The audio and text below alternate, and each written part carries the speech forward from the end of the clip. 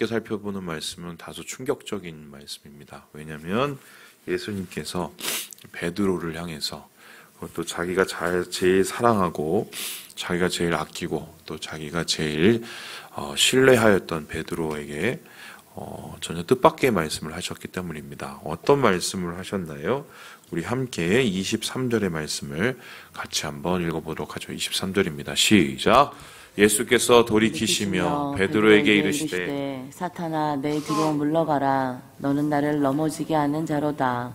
내가 하나님의 일을 생각하지 아니하고 도리어 사람의 일을 생각하는도다 하시고. 사탄아 물러가라 라고 얘기합니다. 사탄아 물러가라. 내 뒤로 물러가라. 그러니까 사탄이 내 앞에 왔다는 거죠. 그렇다면 여기서 물러가라고 얘기하는 사람은 누굽니까? 바로 베드로입니다. 베드로가 지금 사탄이라고 이야기를 합니다. 근데 더 놀라운 게 뭐냐면 사탄아 물러가라 라고 얘기를 한 것이 이것이 예수님이 처음이 아니라는 것입니다. 예수님께서 이제 마태복음 4장에 보면 이 사역을 시작하시기 전에 광야에 가셔서 40일 동안 금식을 하시죠. 그 금식하시는 기간 동안에 거의 최종적인 순간에 사탄이 와서 예수님을 유혹을 합니다. 뭐 돌보고 떡을 만들라고 하고 뭐 성전에 올라가서 떨어지라고도 하고 자기한테 절하라고도 하죠. 그 모든 것들은 이제 세상의 여러 가지의 유혹과 심판의 시험에 대한 것인데 그때 예수님께서 최종적으로 이 마귀의 유혹, 사탄의 유혹을 어떻게 물리쳐주냐면 사탄아 물러가라 라고 얘기했습니다. 그 이야기를 지금 똑같이 베드로에게 하고 있다. 도대체 무슨 일이 일어났길래 베드로에게 이 얘기를 하고 있을까? 더욱더 충격적인 것은 무엇이냐면 지금 바로 이 말씀을 주님께서 하시기 직전에 베드로에게 하신 말씀이 있습니다. 이 성경을 한번 찾아보면요. 17절에 이렇게 얘기하는데요. 이건 파워포인트가 없어요. 바요나 시몬아 내가 복이 있도다. 이 시몬을 향해서 이 시몬은 베드로의 이름이죠. 베드로에게 넌 복이 있다라고 이야기를 합니다. 그리고는 뭐라고 얘기하냐면요. 18절에 보면요. 이런 말입니다. 내가 이 반석 위에 교회를 세우겠다. 이 반석이라는 것은 베드로를 뜻하는 것이고 베드로와 같은 신앙 고백을 하는 자들을 뜻하는 것인데 그 위에 교회를 세워주시겠다. 이 교회라는 말이 처음으로 나오는 말이자 동시에 가장 아름답게 나오는 영광의 말이죠. 지금 베드로에게 축복의 말을 전하고 영광의 이름을 줍니다. 뿐만 아니라 주님께서는 나중에 무엇까지 얘기하시냐면은 19절에 보니까요. 내가 너에게 천국의 열쇠를 주겠다고 얘기를 합니다. 그래서 이제 바티칸에 가보면요.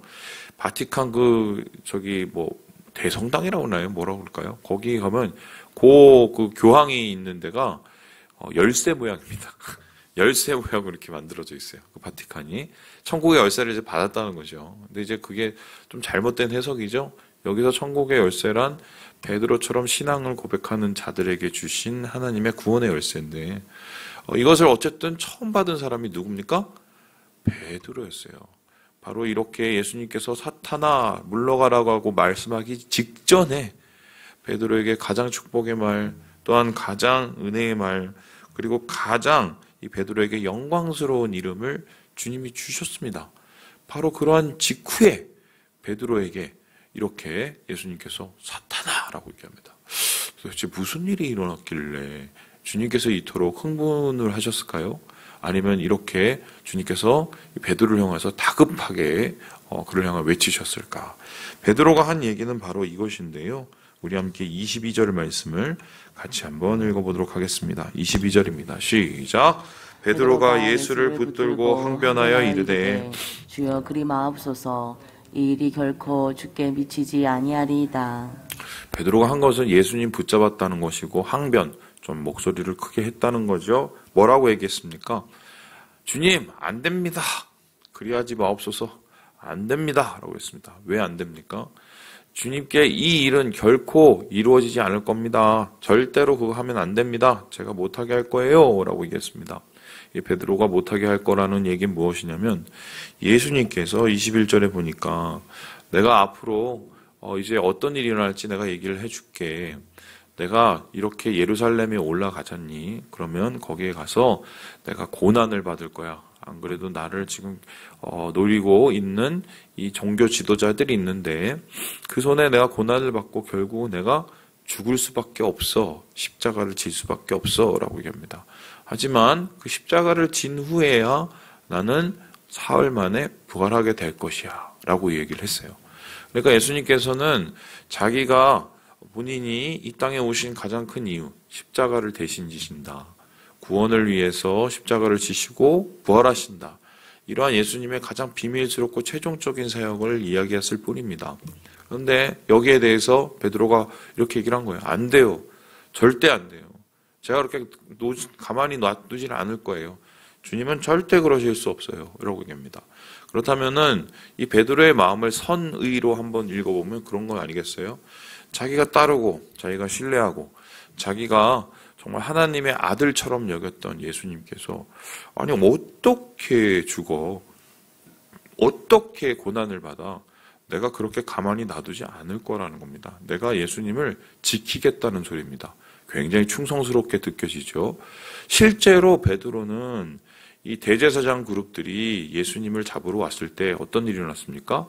가서 예수님을 지키려고 유일하게 행동을 나섰던 사람이에요. 그래서 그 말고인가요? 그 사람의 귀를 이렇게 막 쳐갖고 몽둥이를 쳐갖고 떨어뜨리기도 하고요. 예수님을 끝까지 지키려고 정말 몸싸움까지 마다하지 않았던 사람입니다. 자기의 말처럼 정말 그렇게 안 되게 하려고 노력을 했을 뿐입니다. 그런데 주님께서는 이러한 모든 것이 무엇이라고 얘기합니까? 사탄이 하는 짓이라고 이야기합니다. 사탄이 하는 짓.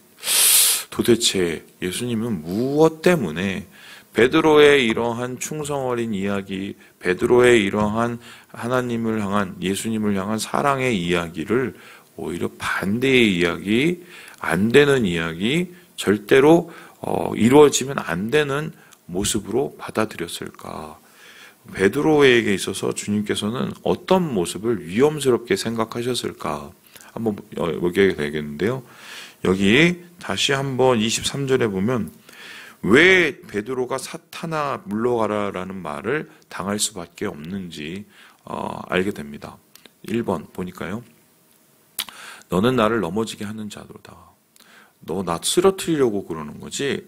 가만히 있는 사람 쓰러뜨리게 한다는 건 무엇입니까? 시험한다는 거죠. 사탄은 시험하는 자인데 지금 베드로가 예수님을 시험한다는 것입니다. 넘어지게 한다, 실족하게 한다라는 것은 어떤 것을 넘어지게 하나요? 예수님께서 이 땅에 오신 목적과 예수님께서 이 땅에서 꼭 이루셔야 되는 십자가의 길이 있고 십자가의 구원이 있는데 그거를 못하도록 자꾸 내 마음을 잡아뜨리고 내 마음을 시험을 주고 있다고 이야기를 하고 있습니다. 그래놓고는 더불어서 무엇을 하고 있습니까? 예수님께서는 이렇게 얘기하시죠. 네가 하나님의 일이 아니라 사람의 일을 자꾸 생각나게 하는구나. 나를 시험하는 방법이 뭐냐면요. 주님을 시험하는 방법이 하나님의 일이 아니라 사람의 일을 생각나게 한다. 그러니까 예수님에게 사람의 일을 생각나게 해서 그것에 집중하게 해서 결국 사명, 주님이 하나님께서 주신 하나님의 그 구원의 사명을 이루지 못하게 한다고 말을 하고 있는 것입니다. 그러니까 너는 나를 시험하는 자요. 그것은 곧 사탄이 하는 일하고 똑같은 일을 하고 있다고 예수님께서 말씀을 하시는 것입니다. 자, 그렇다면은 이제 좀 정리를 해봅시다. 베드로는 충성 어린 이야기를 했지만 주님은 그것을 시험으로 받아들였습니다. 시험으로 받아들이는 가장 결정적인 이유는 하나님의 일이 아니라 사람의 일만 생각하게 하기 때문이다. 그럼 우리에게 있어서 사탄이 하는 일은 무엇인가? 사탄은 우리를 어떻게 넘어뜨리냐? 사탄은 우리를 어떻게 시험하느냐? 사람의 일만 생각하게 합니다. 우리의 인생 가운데 하나님이 원하시는 일이 있습니다. 우리의 인생 가운데 또한 사람이 당연히 하는 일이 있습니다. 그런데 사탄이 하는 일은 이 두 가지 일 중에 사람의 일만 생각하게 만든다는 겁니다. 자, 그렇다면 하나님의 일은 무엇이고 사람의 일은 무엇일까? 하다 보면은 좀 묘해지기도 하고 경계가 모호하기도 하고 그리고 뭐 하나님도 좋고 사람도 좋게 할 수도 있잖아요. 그런데 굳이 예수님께서는 왜 이건 하나님의 일, 이건 사람의 일이라고 이렇게 완전히 그걸 극단적으로 분류를 하고 계실까? 여기에서는 중요한 것이 하나가 있습니다. 바로 이 십자가를 어떻게 바라보느냐인데요. 주님께서는 이에 대해서 24절에 다음과 같이 이야기를 하셔요. 우리 함께 24절 말씀을 같이 한번 읽어보겠습니다. 시작.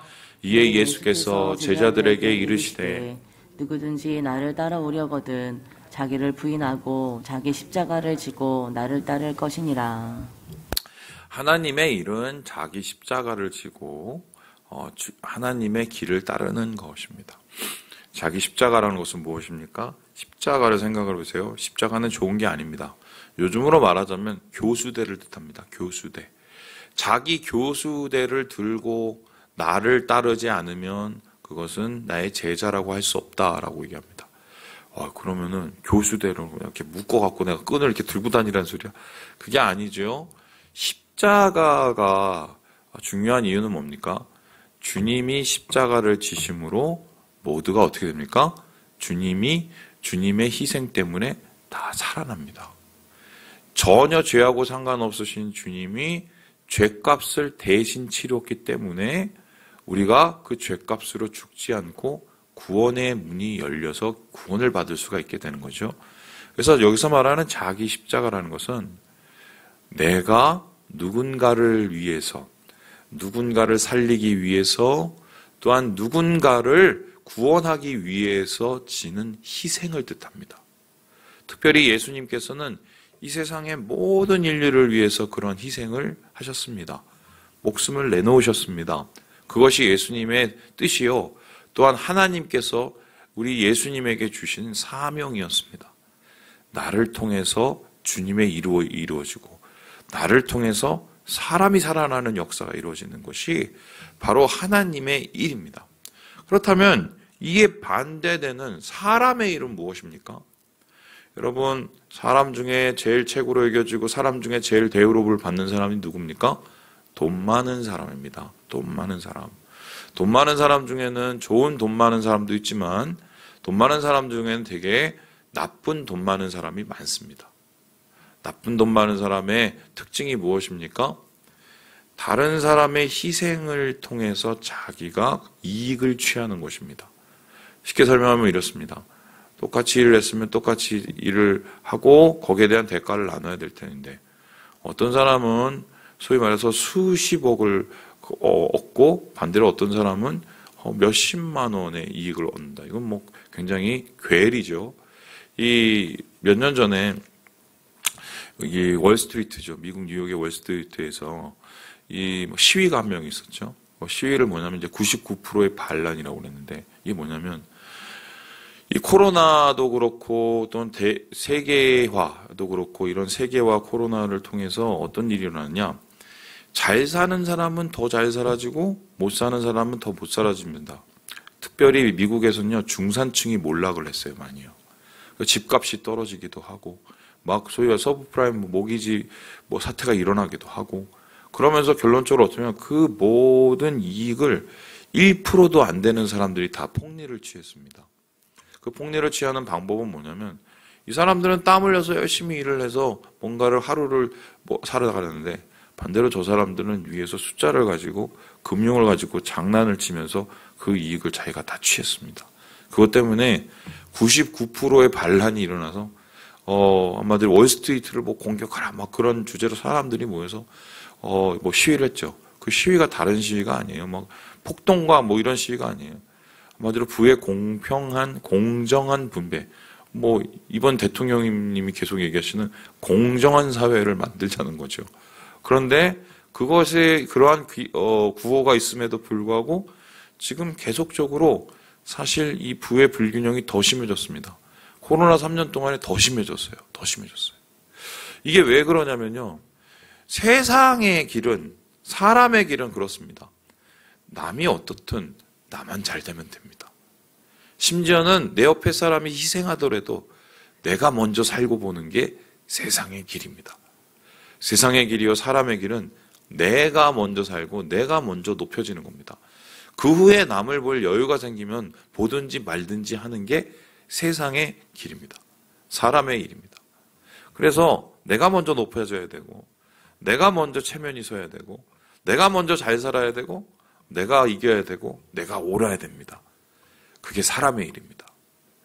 사탄이 계속해서 예수님을 공격한 게 그렇습니다. 야, 너 배고프잖아.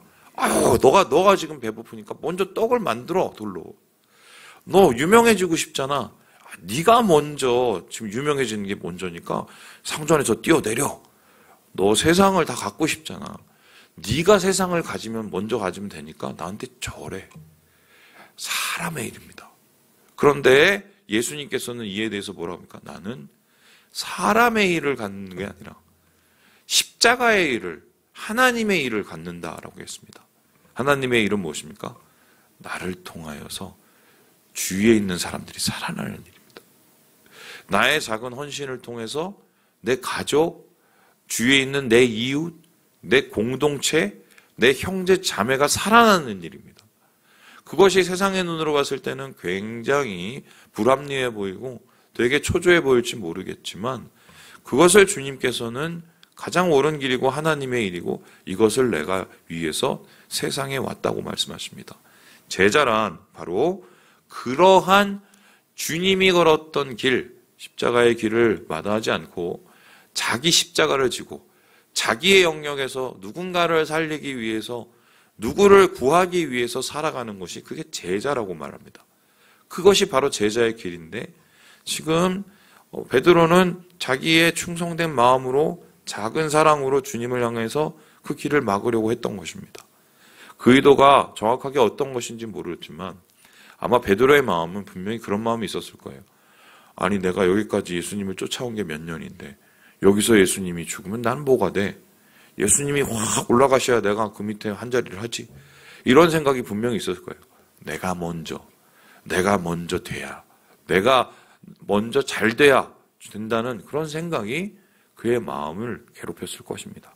그래서 예수님께서는 진실로 자기 십자가를 지는 것이 제자의 길이라고 얘기를 하면서 이 제자의 길을 가게 되면 어떤 일이 일어나는가 이에 대해서 주님이 이렇게 얘기를 하십니다. 우리 함께 우리 27절의 말씀을 같이 한번 읽고 마무리해 보도록 하죠. 시작. 인자가 아버지의 영광으로 그 천사들과 함께 오리니 그때 각 사람이 행한 대로 갚으리라. 하나님이 우리의 행한 대로 갚아 준다는 겁니다. 내가 내 목숨과 내 생명과 내 이익을 위해서만 살아가면은 내 영혼이 죽습니다. 그래서 모든 것을 얻어도 내가 죽는 것과 마찬가지인데 이게 뭐가 그렇게 귀중하냐고 물어봅니다. 반대로 내가 오늘 낮아지고 내가 오늘 깎여질지 모르겠지만 주님 안에서 주를 위해서 제자의 길을 걸어가면서 내 십자가를 지고 사람 살리는 일을 동참하면 내 생명이 살아난다고 얘기합니다. 내 영혼이 살아난다고 합니다. 왜 살아나게 되나요? 내 안에 성령이 충만하기 때문이에요. 그래서 주님께서는 우리는 오늘 하루만 살아가는 게 아니라 영원을 살아가야 될 사람들이기 때문에 바로 눈앞에 있는 이익과 세상의 일에 그냥 완전히 매몰되지 말고 그 뒤에 있는 영혼을 보라고 하나님의 일을 보라고 그래서 생명을 살리는 일을 하라고 주님께서 우리에게 말씀을 하고 계세요. 그래서 이러한 말씀 통해서 주는 의미는 진짜 예수 믿는 사람이 무엇을 위해서 살아가야 될지를 적극적으로 보여주고 있다는 것입니다. 제가 이제 선택을 해야 될 순간들이 있거든요. 특별히 이제 책임을 가진다는 것은 뭐 우리 공동체가 큰 교회 공동체는 아니지만 선택의 순간들이 항상 옵니다. 그래서 이렇게 하면 나 혼자 길을 선택하고 나 혼자 이게 거기에 대한 대가를 치르면은 모르겠는데 공동체 전체에 같이 선택을 하는 순간들이 와요. 그러면 이제 막 복잡해집니다. 이분 생각하고 저분 생각하고 또 이것 생각하고 저것 생각하고. 그런데 제가 그때 기도하면서 최종적으로 선택하는 기준이 뭔지 아십니까? 이게 제 노하우인데요. 이걸 해서 더 힘든 게 뭔가, 내가 더 힘든 게 뭔가를 항상 물어봐요. 그걸 합니다. 둘 중에 하나 중에 내가 더 힘들어지는 걸 해요. 근데 거의 그걸 선택하면 거의 맞았어요. 사람은 사실 반대를 선택하거든요. 내가 먼저 잘 되고 내가 먼저 높아지고. 그래서 주님의 이 길, 주님의 십자가의 길, 세상의 길 하고 참 멀고 불편하지만 사실 이 길을 걸으면 그 선택이 절대로 후회되지 않는다. 잠깐은 힘들지 모르나 결국 영혼은 주님 안에서 은혜로고 값진 선택이 될 것이다. 저는 이렇게 말씀드릴 수 있고요. 우리 사랑하는 여러분, 오늘 하루도 이러한 십자가의 길을, 하나님의 길을 따르시고 생명을 살리시고 생명이 살아나는 역사를 누리시는 우리 모든 형제 자매들 되시길 주님의 이름으로 축원합니다.